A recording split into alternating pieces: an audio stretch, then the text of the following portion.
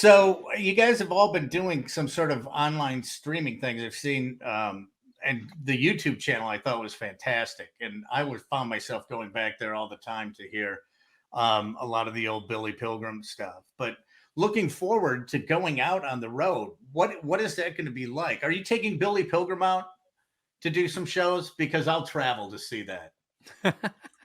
I hope so. You know, we have one scheduled on the Rock Boat. Yeah. Oh, are you doing it with Pat McGee? We're doing the Rock Boat. Oh, cool. The November one. And I don't know. I would expect that maybe like 30A or other things like that you would probably it makes sense to go see it, but it feels like it's time to go get in front of people anyway. And we've gotten bit a little bit by the bug of let's go make new things, and the new things we're making are a little bit effortless. And they're coming out like we know we put me in it and Andrew in it, and then but it feels like there's like 7 things that come out of it, so it's still like 1 quarter goes in, 50 quarters fall out the bottom is what it feels like emotionally. Does it feel different now? Like for me, I feel like once the pressure is off, you can really, get back to why you started writing songs in the first place, because you're not answering, you might be answering to a label, but for me, I'm like, I don't have to answer anybody. I can just do whatever I want. And it's very freeing. And so you just, that pressure is off. And I find that very liberating and just like, woo, there's no rules anymore. I can just do whatever I want to do. If I want to sing about, whatever, it doesn't matter. Did you get that kind of? Good. I've been in that. I've been right with you since I had the Pilgrim thing was my experience with it. And then I was an independent artist who was just writing songs for himself. And I've described it to Kristian after we started talking again, that for a while there, I didn't write, but if I did, really, they were like letters to friends.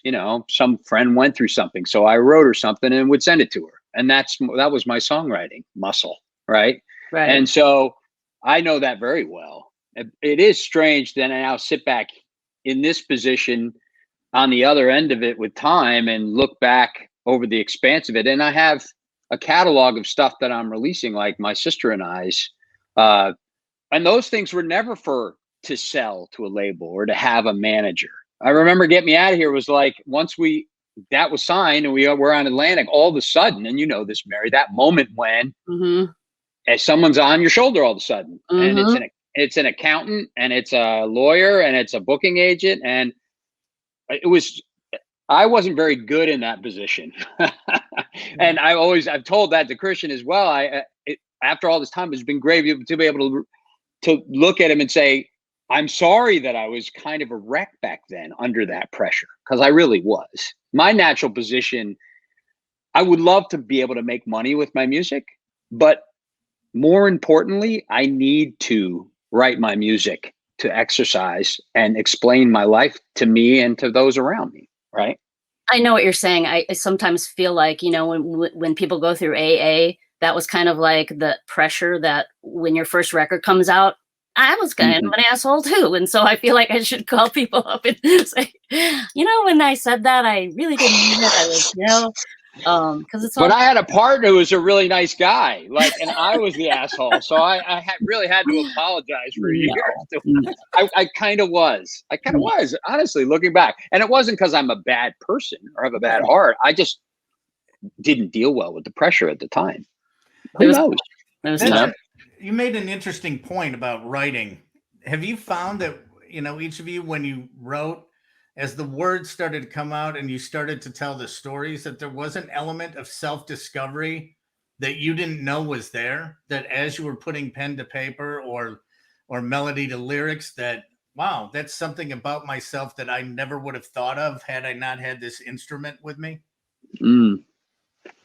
Oh yeah. I think absolutely. I find out later in time. I think that's the even more fun one, is when you think you know what you're talking about.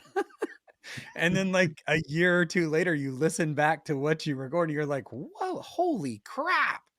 How did I not see that till right now? Yeah, to me, it feels like you're kind of chiseling away at a piece of rock.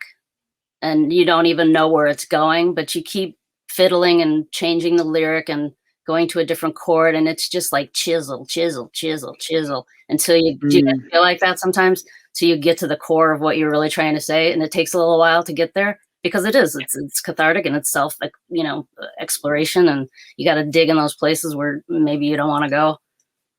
Yeah, I'm in a band called Smokin' Novas in Atlanta with a couple guys, and our first album is a song called Up on the Mountain, and actually didn't make any sense until the fourth or fifth recording session when I finally came up with the little one-word part of the last part of the song that made it about, oh, this guy just lost his dad and he goes up and plays guitar where at the cabin where, it just, that's how I wrote it. I wrote it over 6 months. It took me to get the lyric. It wasn't in the song at first. So I know what you mean about chiseling and time, right?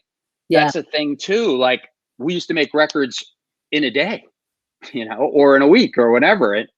That happened over 6 months. So I could listen to it and it would affect me and come in, and that filter was on it all of a sudden.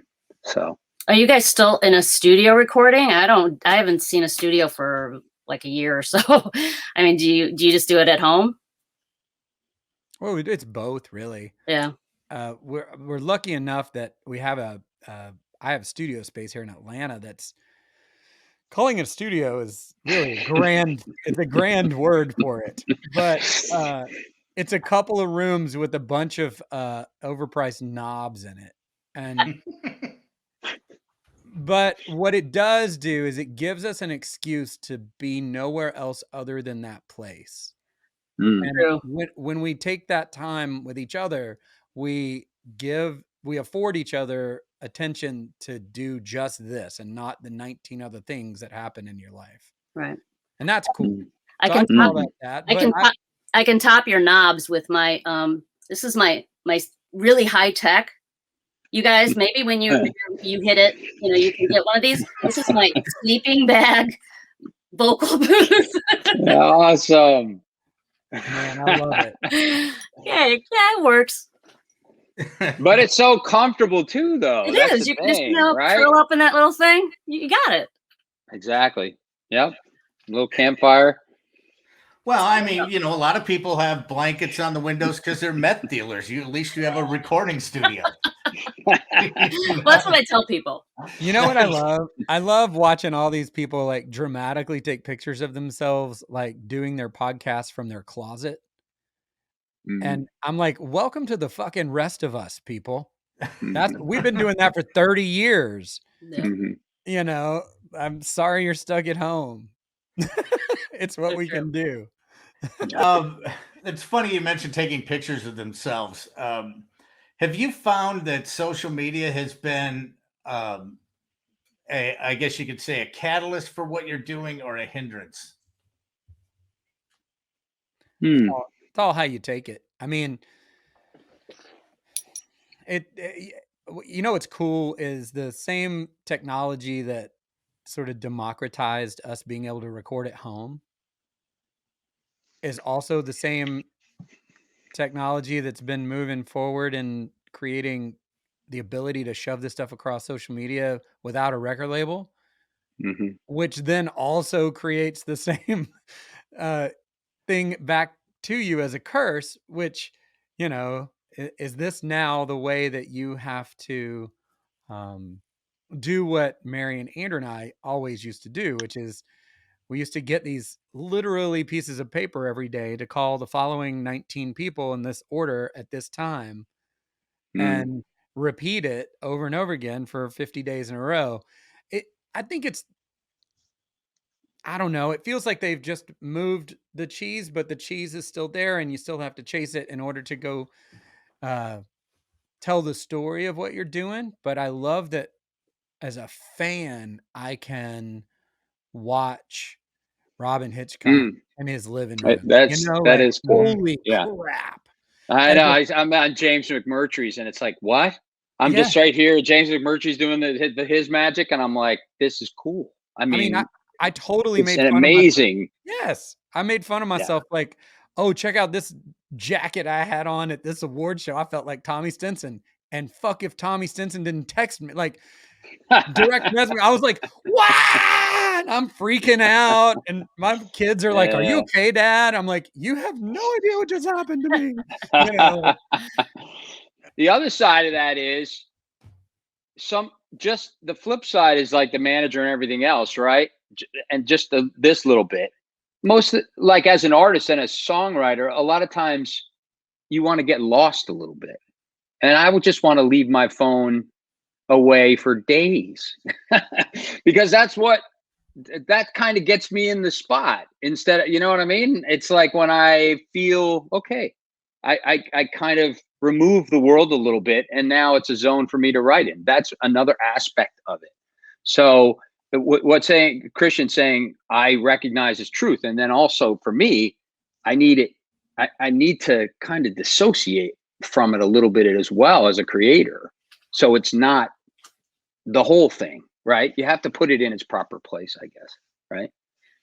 Just to add to what KB was saying earlier, which I can't even remember, but made me think of this. Neither can I.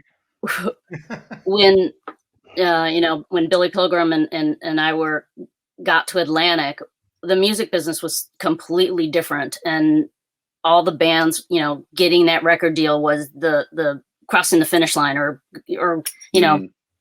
whatever it was, the start of your career. And then just as we finally got there and we had that, it was like this whole wave of MP3s and digital, and then all the labels went, and I really feel like crap.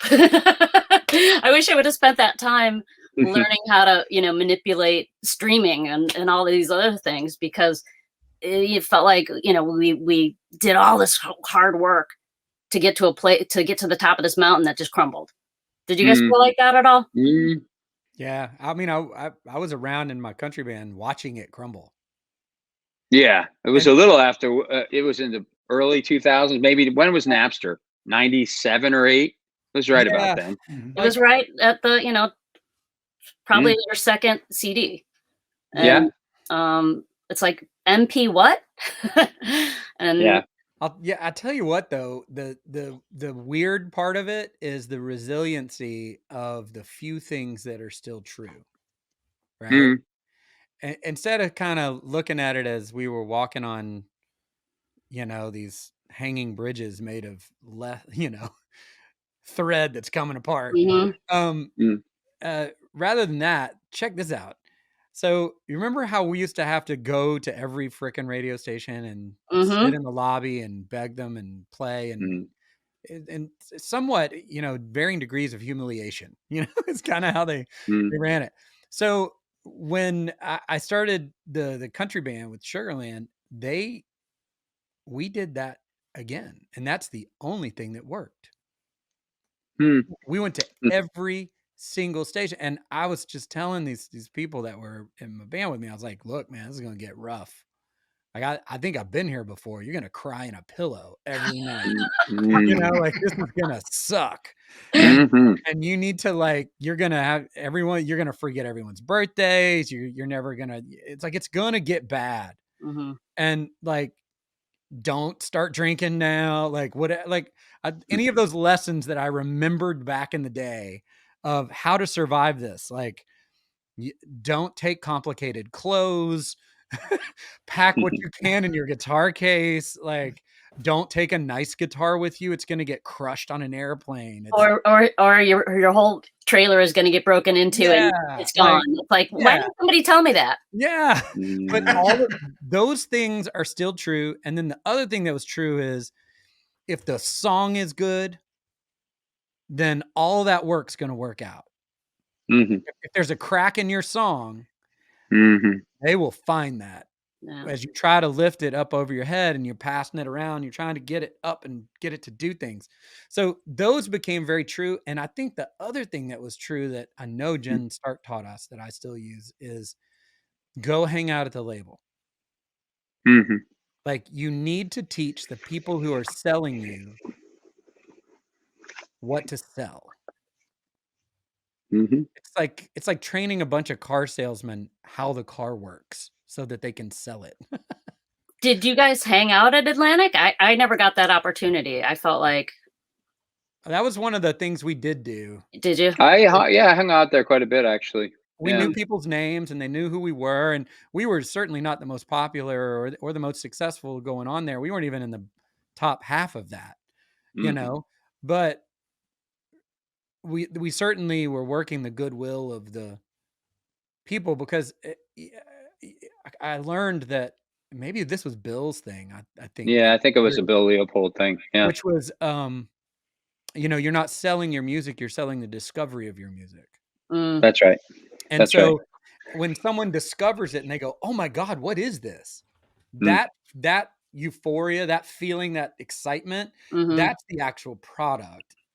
The music itself was our jobs as writers and performers and recording and artists.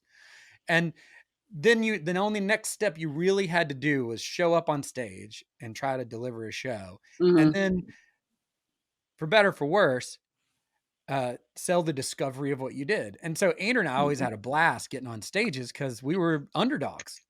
It was like, there was no reason for you to know that we were going to win the day. Right. You were assuming you're coming to watch the failure, and then we would have to climb the mountain in front of you. We'd even fail as we went, you know, but somehow it was just a challenge. It was like they offered it in the gifted class of getting on stage. Like, how do you win the room? So, a couple other questions. Speaking of radio, because I have to go do a show, and a couple of other questions. Kristian, I want to ask you this. Again, you know, I got into a YouTube rabbit hole, and it's something that very few people in life will ever experience. And I just want you to put it into words, because what's it like walking out on stage in a stadium with Taylor Swift? What's that feeling like? I just can't even begin to. Everything is so mammoth and so huge that I just couldn't even begin to imagine. You look at that, and now finally I get to ask someone that question. I mean, it's weird. The good news is that I have awkwardly had more experience than you think with it. We got to, as Sugarland, we opened up Kenny Chesney's stadium tours for about 3 years. And the first time we did it, there were only 7 of them.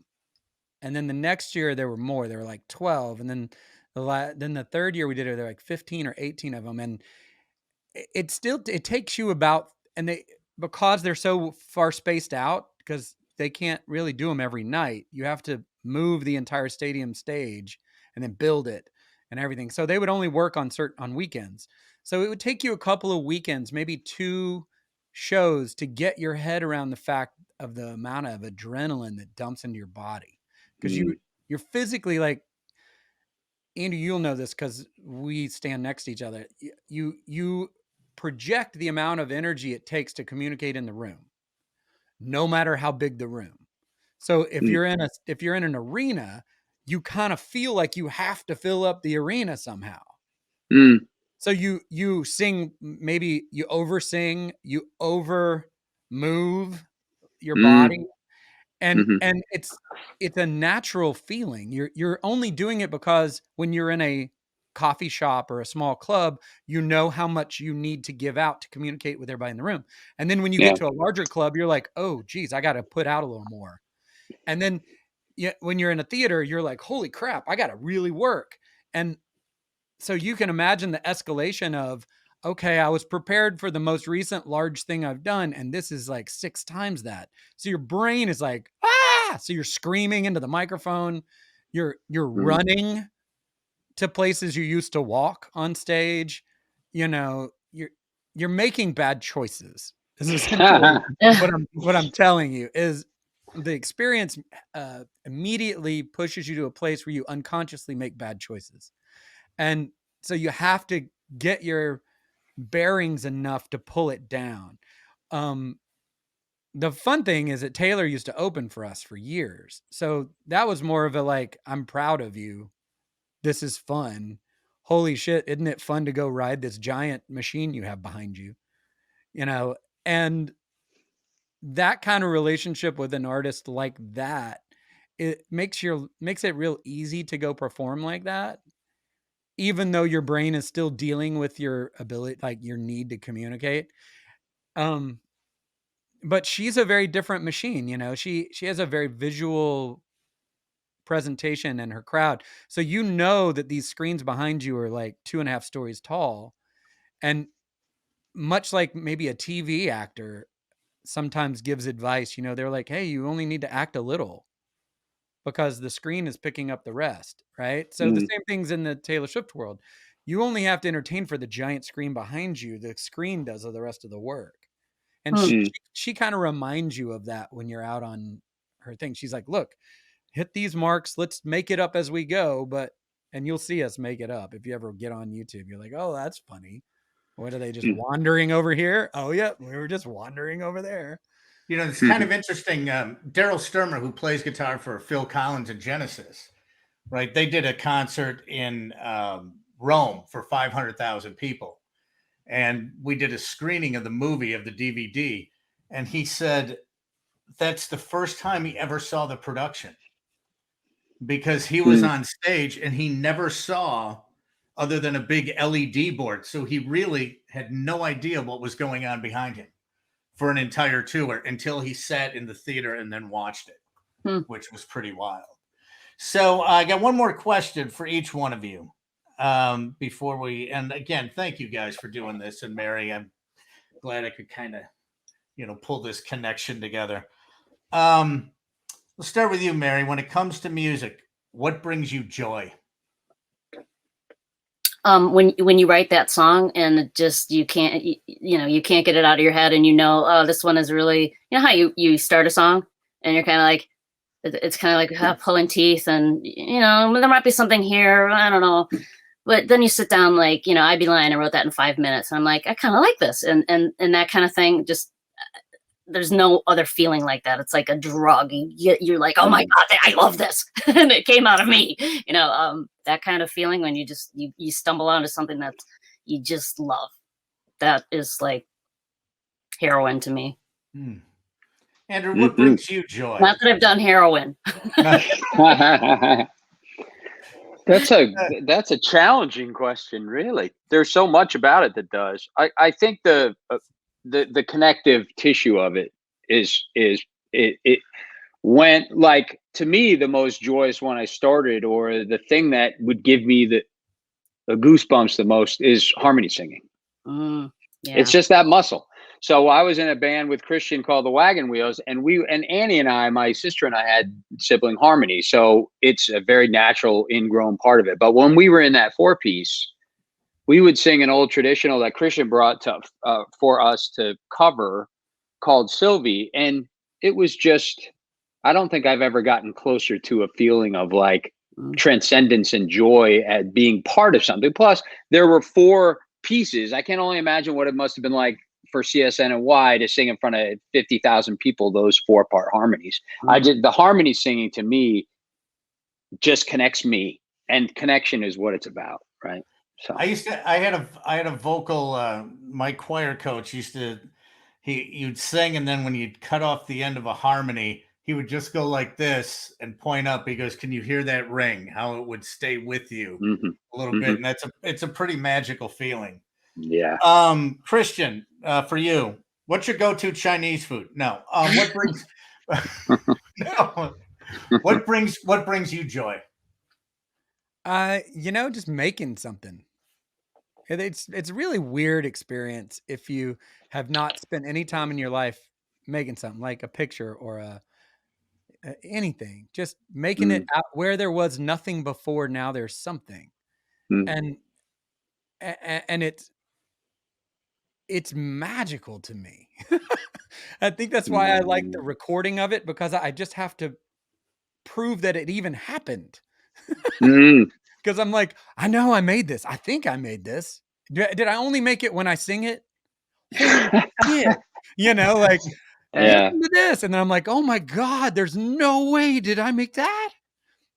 So it's a constant reminder that, if you ever want to get closer to the divine, make shit. Isn't that what God does? Like, make things.